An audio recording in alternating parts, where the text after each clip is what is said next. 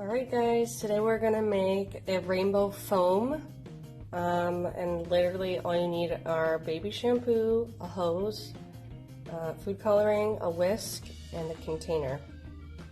And we're gonna use a pool. Okay, so step number 1 is to take the baby shampoo and just drizzle it everywhere.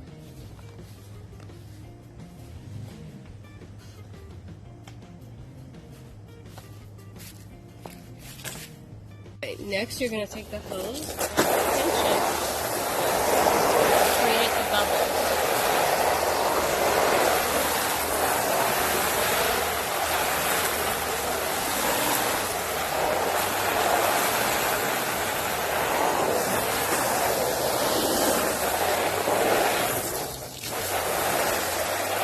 Okay, so when you're done making the foam, you're going to take your food coloring